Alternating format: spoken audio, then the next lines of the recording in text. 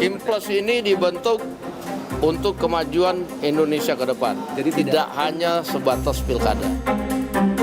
PD Perjuangan terus membangun komunikasi politik dengan partai-partai sehingga nantinya di Jakarta tidak akan ada kota kosong. PDI Perjuangan nampaknya tak satu suara soal Pilkada Jakarta. Ketua DPP PDIP menyebut tidak akan membiarkan Pilgub Jakarta berlangsung dengan satu pasangan calon. Said Abdullah mengaku tengah menggalang komunikasi dengan partai lain untuk menghadapi Kim Plus di Pilkada 2024. Apakah PDIP ini ada kemungkinan bergabung ke Kim Plus di khusus Jakarta? daerah mana? Jakarta. Insya Allah Jakarta kami punya. Kami butuh 24 kursi untuk di DKI. Betul. Maka kemudian lintas partai berbicara. Kalau belum apa-apa orang, kemudian kursinya tidak dihitung, maka kemudian bisa mentok kepada urusan orang.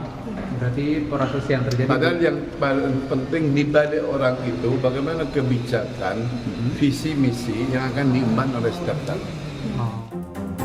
Lain Ketua DPP, lain pula politisi PDIP Effendi Simbolon. Ia menyebut kota kosong di Pilkada Jakarta merupakan keniscayaan. Ia bahkan menyebut semua partai satu suara mendukung Ridwan Kamil. Itu keniscayaan kota kosong. Ya kita mengakui sistem itu di demokrasi kita. Terus gimana? Kecuali kamu passing grade-nya, threshold-nya yang kamu nolin ya. Ini kan 20%. Dan 50 plus 1 lagi di Jakarta. Jadi RK is the best lah. Karena dia ahli tata kota kan. Dia lulusan Berkeley kalau nggak salah ya. Dia lebih cocok masuk ke Jakarta kan, untuk mengelola kota ya. Karena otonomi ada di provinsi kan. Saat PDI Perjuangan goyah, Partai Keadilan Sejahtera PKS mengaku masih bulat mengusung Anies Baswedan Sohibul Iman. PKS berharap Partai Nasdem dan PKB tak berubah haluan di Pilgub Jakarta. Kami tentu harus secara rasional melihat siapa calon pasangan gubernur dan wakil gubernur yang akan berlayar, dan tentu kami akan berhitung potensi menangnya besar atau tidak. Jadi misalnya kami kan sejak awal memang mencalonkan Mas Anies misalnya. Kami sudah menawarkan kepada partai-partai lain untuk ayo kita usung bareng-bareng. Kemudian kami tawarkan kenapa Pak Sohibul Iman, karena kami partai dengan raihan terbesar di Jakarta. Dan kemudian ketika misalnya kami mendengar ada respon bahwa yang lain tidak ke Mas Anies, akhirnya berpotensi bahwa ini tidak berlayar, maka tentu kami akan memikirkan opsi-opsi yang lain. Lenggang kangkung di Pilkada Jakarta tak membuat Kim Plus bakal menang mudah melawan kota kosong. Dengan profil pemilih yang kritis, kota kosong justru bisa berubah jadi lawan tangguh. Masyarakat Jakarta itu menurut saya menjadi kunci juga karena tentu sikap pemilihnya yang kritis itu akan menjadi sebuah tantangan yang tidak mudah juga buat elit partai politik yang ingin berusaha untuk memenangkan calon tunggalnya tersebut gitu ya. Karena kekritisan masyarakat Jakarta tentu refleksinya tadi berkaitan dengan apa yang terjadi di pemilu bulan Februari lalu.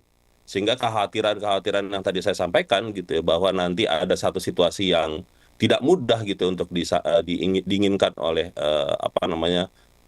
Kim Plus gitu ya untuk memenangkan calonnya, itu menurut saya juga tidak akan gampang gitu ya.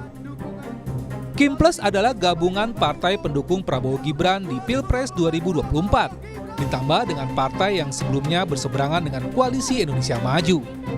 Jika wacana Kim Plus terwujud, bukan mustahil Pilgub Jakarta hanya satu kontestan alias lawan kota kosong. Tim Liputan, Kompas TV. Saudara, PDIP tidak akan membiarkan Pilgub Jakarta berlangsung dengan satu pasangan calon. PDIP juga mengaku telah menyiapkan sosok yang bakal berkompetisi di Pilgub Jakarta dan juga ikut bergerilya menjalin komunikasi dengan partai lain. Lantas apakah Pilgub Jakarta akan berlangsung dengan satu pasangan calon seiring wacana pembentukan Kim Plus? Kita bahas sore hari ini bersama dengan Direktur Eksekutif Parameter Politik ada Adi Praitno. Mas Adi, selamat sore. Terima kasih sudah meluangkan waktu untuk Rumah Pilkada. Sepertinya kan PDIP ini nggak gak bakal tinggal diam ya membiarkan ada satu pasangan calon atau satu pasangan calon ini akan melawan kota kosong. Tapi PDIP bisa apa sih Mas Adi yang Anda bisa lihat? Apakah akan nekat gitu untuk mengusung Anies? Ya saya kira memang kalau untuk mencegah kota kosong, PDIP harus memastikan ada partai politik lain di luar PDIP yang sanggup dan siap berkoalisi PDIP dan kemudian mengusung salah satu calon sebagai penantang dari kubu Kim. Calon bisa Ahok, calon itu bisa Anies atau siapa saja. Yang paling penting sebenarnya PDIP harus memastikan ada partai lain di luar PDIP yang sanggup untuk berkoalisi dan maju bersama dan menolak tawaran dari koalisi Kim untuk tidak menjadi koalisi besar. Itu kuncinya. Tapi kan biasanya partai-partai ini untuk bergabung dengan PDIP tentu ada beberapa instrumen yang harus dilihat. Nah, kira-kira apa tawaran dari PDIP yang kemudian membuat partai lain itu tergiur? Itu kan menjadi penting. Yang kedua, kira-kira apa atau siapa sosok yang dinilai akan diusung kompetitif dan kemungkinan besar akan memenangkan pertarungan secara terbuka.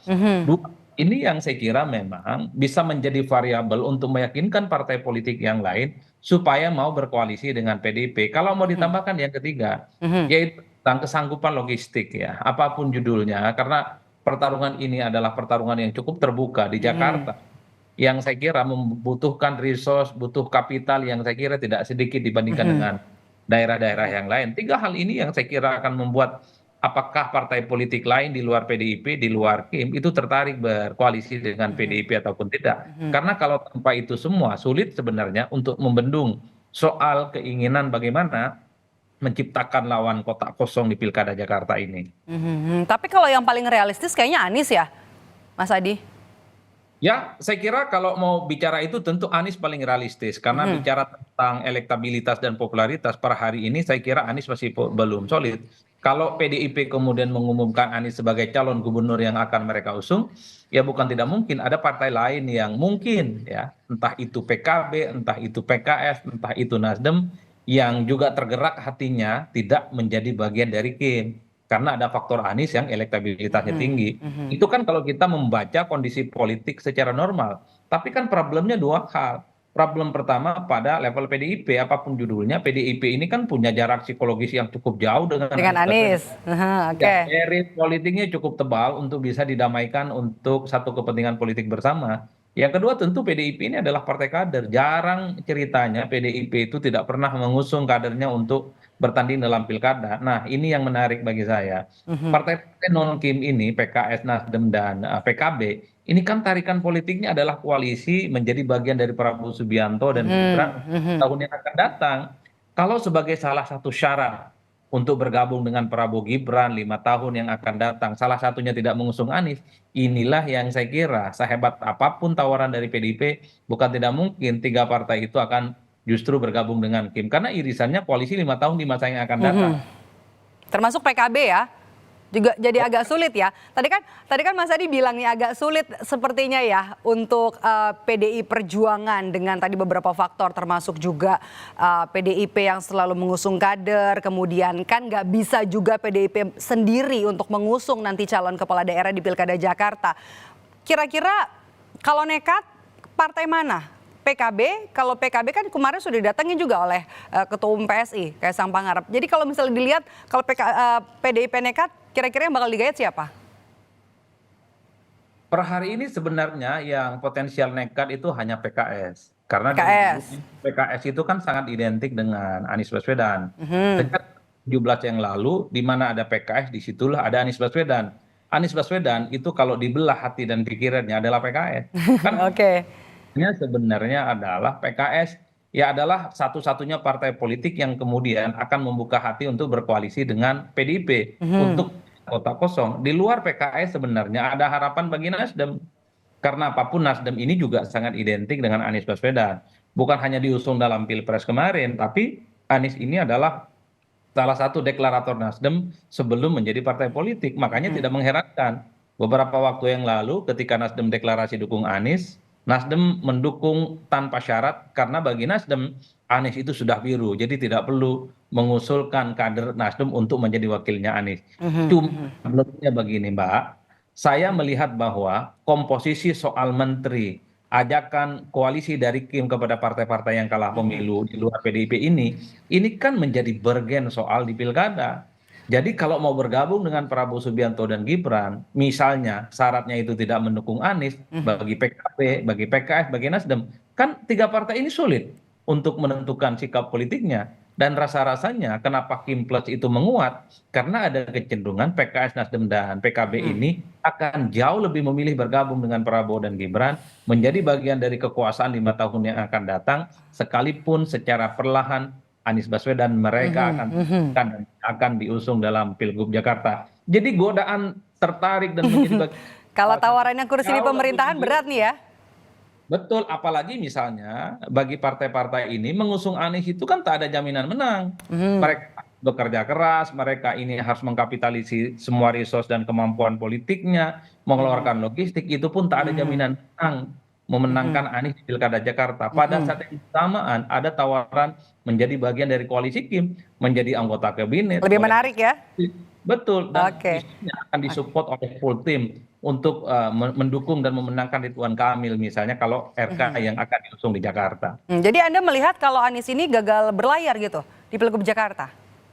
Ya, saya termasuk belakangan ini secara perlahan kok rasa-rasanya seperti PKB, Nasdem, dan PKS ini tidak terlampau sekuat dulu argumennya untuk mempertahankan Anies sebagai calon gubernur. Misalnya nih, yang paling dekat adalah PKS. Jarang PKS itu ngasih deadline kepada Anies soal menambah dukungan partai di luar PKS. Jarang-jarang ini dilakukan. Biasanya PKS ini kan cinta mati ke Anies. Jadi kemanapun Anies, disitulah PKS akan berlabuh. Apa yang terjadi pada PKS di Sumut, di mana memberikan dukungan kepada Bobi Nasution, karena alasannya Edi Rahmasadi itu sudah dapat deadline untuk cari tambahan partai, tidak ada. Ini sepertinya juga akan berlaku. Nah, yang kedua Nasdem, kita mendengar pernyataan elit Nasdem yang lain bahwa Rekom Nasdem itu pada akhirnya belum tentu ke Anies Baswedan. Itu kan sangat kelihatan gamblang, apalagi PKB dalam harlahnya diajak secara terbuka untuk menjadi bagian dari koalisi pemerintah. Variabel-variabel yang sebenarnya menjadi penebal betapa tiga partai ini di luar PDIP secara perlahan sudah mulai digoda, dan kesannya tiga partai ini juga tertarik menyambut dengan Mas Adi. Jadi Anda lihat kalau pembentukan Kim Plus ini bisa mengunci pergerakan dan juga calon PDIP di Pilkada 2024 nanti? Ya tentu dalam hal ini PDIP dalam kondisi sulit, karena PDIP tidak bisa mengusung jagoan sendiri, calon gubernur, calon wakil gubernur.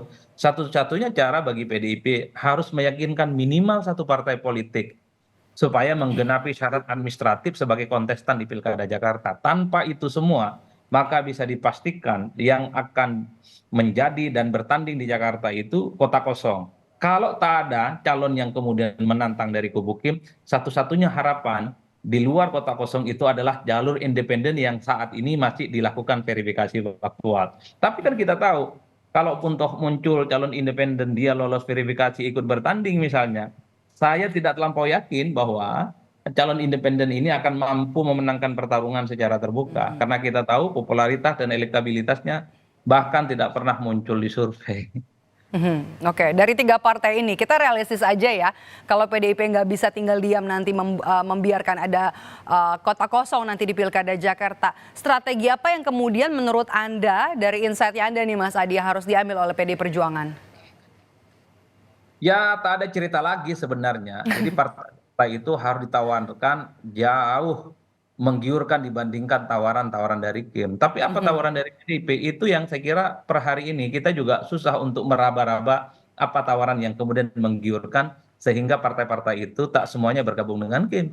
Karena kekuatan Kim ini adalah kekuasaan politik, Mbak. Menjadi kekuasaan selama 5 tahun ke depan. Itu adalah angin surga yang saya kira dimimpikan oleh semua partai, termasuk partai yang kalah. Oleh karena itu, ini yang saya kira kita tinggal uji apakah gerilya politik yang dilakukan oleh PDIP mampu meyakinkan PKS, mampu meyakinkan Nasdem, dan mampu meyakinkan PKB supaya mereka itu tidak berkoalisi dengan Kim. Karena per hari ini, kalau kita men-tracking pembicaraan netizen dan pembicaraan publik, rasa-rasanya tiga partai di luar PDIP ini secara perlahan sudah ingin menentukan sikap politiknya menjadi bagian dari Kim. Jadinya seperti melawan kota kosong sudah ada di depan mata ya, Mas Adi, melawan kekuatan yang sangat besar begitu ya? Ya, nyaris tak ada obatnya ini. Nggak ada obat, oke. Hari ini. Jadi memang harus itulah siap publik dengan kota kosong di Pilkada Jakarta. Betul, apalagi misalnya PDIP tak lagi sebagai partai politik yang menang Pilpres, tentu kesulitan menawarkan apapun kepada partai-partai yang lain. Jadi partai yang lain ini lebih melihat siapa yang ngajak, siapa adalah Kim itu siapa? Adalah partai pemenang Pilpres. Di situ ada Gerindra, di situ ada Golkar khususnya, dan ada PAN, dan ada Partai Demokrat yang saya kira akses terhadap kekuasaan jauh lebih menggiurkan dibandingkan dengan yang lainnya. Ini yang saya kira menjadi tantangan yang cukup kuat sebenarnya bagi PDIP. Yang saya kira gitu ya, mereka ini per hari ini bagi saya belum ada resep, belum ada obat manjur supaya terjadi kotak kosong. Gak ada obat memang ya. Oke, baik, terima kasih sudah memberikan insight sore hari ini di program Rumah Pilkada. Sehat selalu, Mas Adi. Ya, Maidok.